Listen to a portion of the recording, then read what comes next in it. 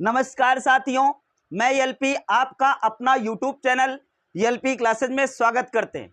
मेरे साथी, जैसा कि 2024 यूपी बोर्ड रिजल्ट जो ये घोषित हुआ 20 अप्रैल को, ध्यान दीजिएगा, ये हमारे यूट्यूब चैनल से या हमारे विद्यालय आरडी मेमोरियल से या ऑफलाइन कोचिंग से जितने बच्चे बहुत ही अच्छा नंबर गेन किए हैं वो हमसे मिलने आए। तो मेरे साथियों, आपको हम उन बच्चों से मुलाकात करा रहे हैं और बहुत ही अच्छे, बहुत ही मेहनती बच्चे, होनहार बच्चे। और मैं ये आपको मैसेज भी देना चाहता हूं, जो लोग इस बार हाई स्कूल में हैं, इनसे खुद, मेरी बात नहीं मानेंगे आप, इनसे खुद जो इतने नंबर पाएं। कुछ बच्चे ऐसे हैं भाई 90+ मैथ में लाएं। एक बच्चा ऐसा है वो 99 नंबर, मतलब 100 में 1 नंबर कम, ये बच्चा मैथ में लाया। और ऐसे भी बच्चों से आपसे मुलाकात करवाने जा रहा हूं कि जो हमारे बच्चे बहुत ही अच्छे नंबर मैथ में लाएं और सभी सब्जेक्ट में लाएं। तो उसमें कुछ लोगों का 97, कुछ लोगों का 96, कुछ लोगों का 98 और 99 वाले भी। तो ध्यान देंगे आप लोग, धैर्य के साथ वीडियो के अंत तक बने रहिएगा। इन बच्चों का जो भी कहना है ध्यान से सुनिए, जो कमी रह गई उसको आप ना कीजिएगा और इस कमी को दूर करके आप यूपी टॉप 10 की लिस्ट में आ सकते हैं। तो सबसे पहले हम अपने होनहार छात्र अभिपाल से रिक्वेस्ट करेंगे कि ये थोड़ा सा आएं हमारे सामने और बच्चों को कुछ न कुछ जरूर बताएं। आइए बेटा। धन्यवाद सर, और धन्यवाद मेरे भाइयों बहनों। लो इसको पकड़ो बेटा।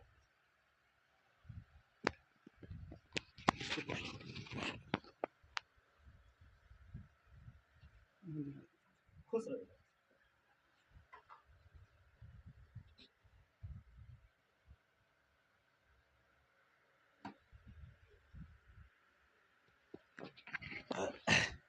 देखो बच्चों, ये जो बच्चा आपके सामने खड़ा है, ये मैथ में 99 नंबर लाया। मैथ जैसे सब्जेक्ट में 99 नंबर लाना ये बहुत बड़ी बात होती है। और ये बच्चा टॉप से थोड़ा सा रह गया, तो ये कमी क्या रह गई ये आपको जरूर बताएंगे। क्या हमने कमी किया, कितना परसेंटेज है, ये खुद बताएगा बच्चा। तो बेटा, आप जो हाई स्कूल में आपके छोटे भाई बहन, आप जो गलती किए हैं, क्या गलती नहीं करना चाहिए, क्या सावधानियां हैं, आप बताएंगे। और मुझे सुनने में यह आया है कि आपका मैथ में 99 नंबर प्राप्त किए, क्या यह सही है बेटा? Yes sir. 99 नंबर, इनके लिए क्लैपिंग बनती भाई। 99 नंबर प्राप्त किया बच्चा। क्यों आप 100 में 100 नहीं ला पाए? मेरा मैथ में 100 नंबर आने से इसलिए चूक गया क्योंकि मैं क्वेश्चन 17 नंबर गलत होने के कारण मैं 13 नंबर क्वेश्चन को जल्दबाजी में टिक कर दिया, इसलिए मेरा 100 नंबर मैथ में आने से रुक गया। इसका मतलब है 17 नंबर क्वेश्चन गलत था इस बच्चे का, और जल्दबाजी में 13 नंबर गलत समझ लिया। यही बात है ना? Yes sir. और जल्दबाजी, देखो जल्दबाजी नहीं करना चाहिए बच्चों। जल्दबाजी करने से आपका नुकसान हो सकता है। सोचो 100 में 100 पा सकता था बच्चा, थोड़ी सी गड़बड़ी के कारण ये 99 पे रुक गया। तो और सब्जेक्ट में क्यों कम आए बेटा, थोड़ा सा आप बताओ। और मेरा विज्ञान में 97 नंबर है। विज्ञान में थोड़ा मैंने बायोलॉजी पर ध्यान नहीं दिया इसलिए, और मेरा पूरे टॉप लिस्ट में नाम आने से इसलिए रुक गया क्योंकि मैं सामाजिक विज्ञान और चित्रकला को मैं थोड़ा हल्के में ले लिया था, इसलिए। बच्चों, हल्के में नहीं लेना चाहिए। इसका मतलब है बार बार इन लोगों को सजेस्ट कर रहे थे कि बेटा किसी भी सब्जेक्ट को हल्के में ना लीजिए आप। तो ये बहुत ही होनहार बच्चे थे।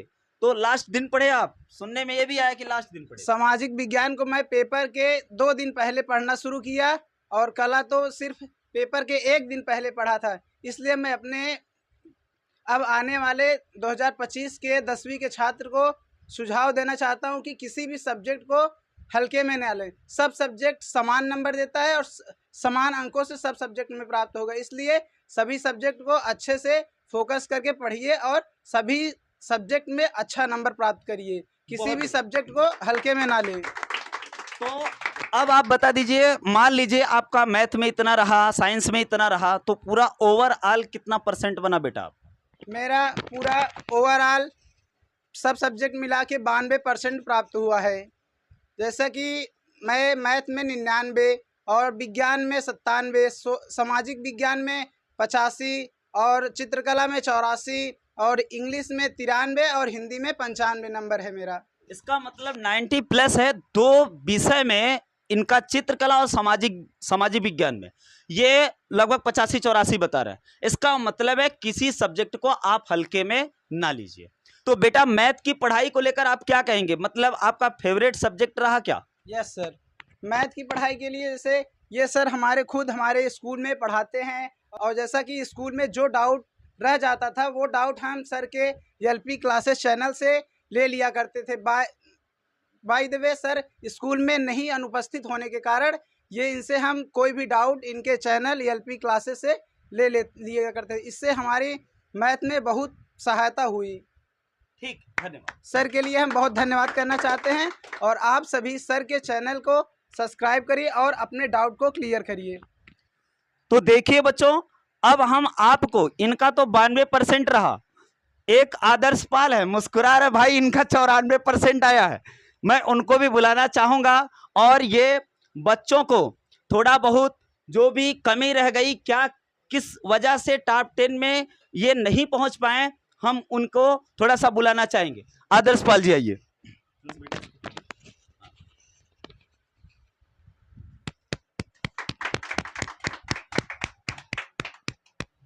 ये हैं आदर्श पाल, जो कि 94% ये अर्जित किया है बच्चा।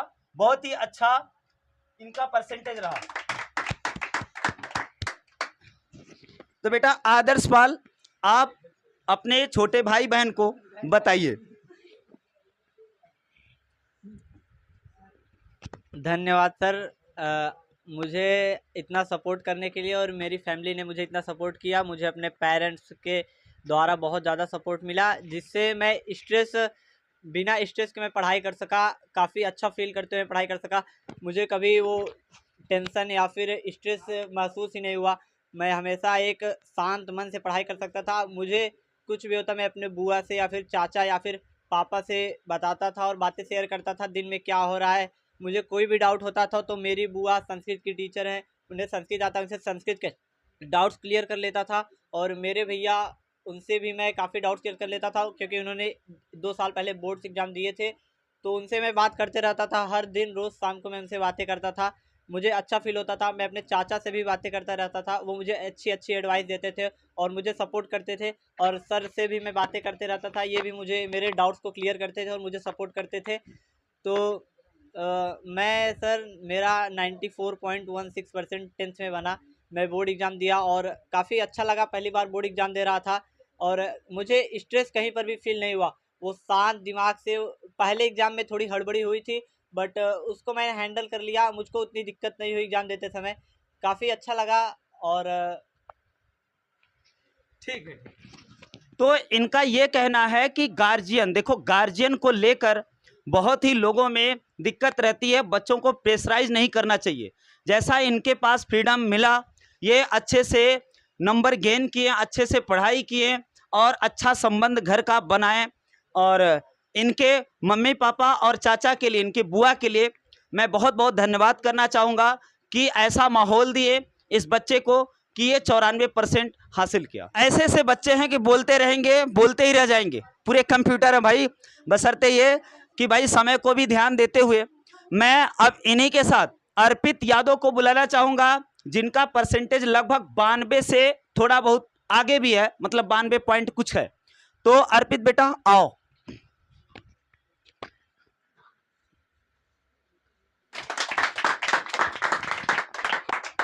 ये बेटा माइक पकड़ो, पहले मिठाई खा लो।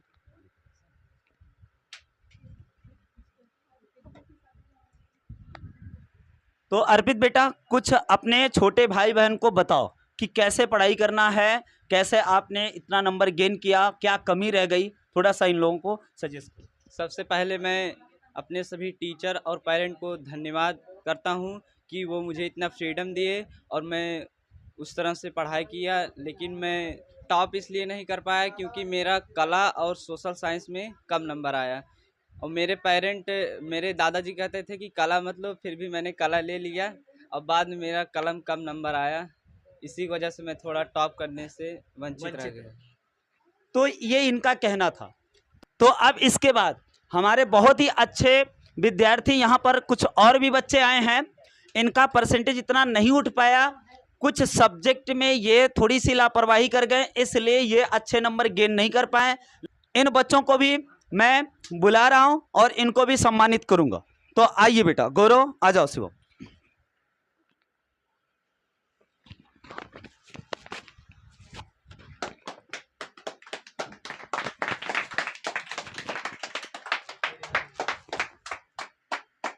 ये बच्चे बहुत ही अच्छे थे, लेकिन इनका नंबर कुछ कम हो गया, इसकी वजह से कुछ सब्जेक्ट को ये हल्के में ले लिए ना बेटा, हल्के में ले लिए थे। इसलिए हम बार बार कहते थे किसी भी सब्जेक्ट को आप किसी भी विषय को हल्के में मत लीजिए। तो इनको भाई बहुत ही अच्छे नंबर नहीं प्राप्त हुए हैं, लेकिन तब भी लगभग 85% तक बन गए इनके। तो बेटा कुछ कहना चाहोगे? सर कमी यह रह गई, हम डेली स्कूल नहीं जाते थे, यही मतलब विद्यालय में हमारे मतलब उपस्थिति कम थी, यही वजह है कि हम नंबर नहीं ला पाए।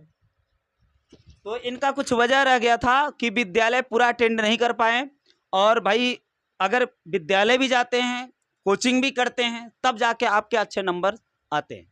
तो हम शिवम से कहेंगे, कुछ कहना चाहेंगे बच्चों? सबसे पहले मैं अपने मैथ वाले टीचर को बहुत बहुत धन्यवाद देना चाहता हूं, क्योंकि इनकी वजह से मैं मतलब मैथ में 80 नंबर मतलब गेन कर पाया, क्योंकि मैं मैथ में बहुत कमज़ोर था।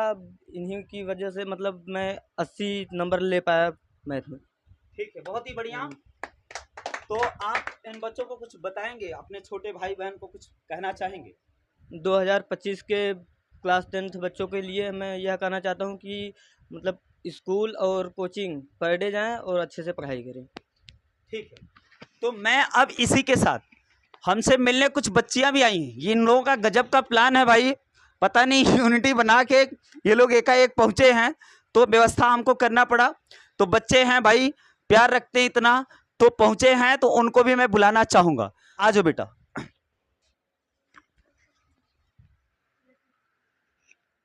आ जाओ सुधा। बेटा सुधा, इनको माल्य अर्पण कीजिए। आप बेटा इनको करिए, आप इनको करिए।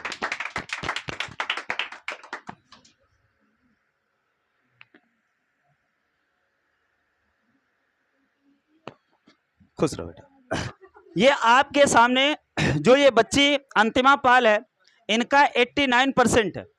तो 89% आप बेटा टॉप से थोड़ा सा वंचित रह गई। अब इन्हीं के साथ मैं 2 बच्चियां और आई हैं, इनको भी बुलाकर इसके बाद चारों लोगों को साथ जो भी बोलना होगा अपना बोल देंगे। चूंकि वीडियो बहुत लंबा हो रहा है, तो मैं उन बच्चों को भी बुलाना चाहूंगा। आस्था आ जाओ गुड़िया, बेटा एक दूसरे को माला अर्पण करो।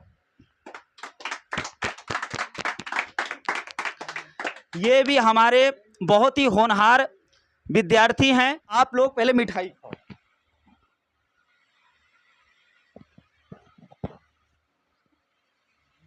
धन्यवाद सर, और मेरे पेरेंट्स ने मुझे पढ़ाई करने में बहुत सपोर्ट किया। पहले तो मेरी माँ मेरे पढ़ाई के लिए हर काम कर लेती थी, वो मुझे पढ़ाई के अलावा और काम करने नहीं देती थी। और स्कूल के हर टीचर ने सपोर्ट किया पढ़ाई के प्रति। हमें पढ़ाई रेगुलरिटी करनी चाहिए, रूटीन चेंज हो जाता है तो डिस्टर्ब हो जाते हैं बच्चे। बेटा सुधा, तुम्हारा कितना परसेंटेज? सर 88। 88। बेटा कुछ बताना चाहेंगे आप? हमें सभी सब्जेक्ट को ध्यान मतलब अच्छे से ध्यान देना चाहिए। और सर धन्यवाद। अब हम आस्था से ये कहना चाहेंगे कि बेटा आप भी कुछ बताओ।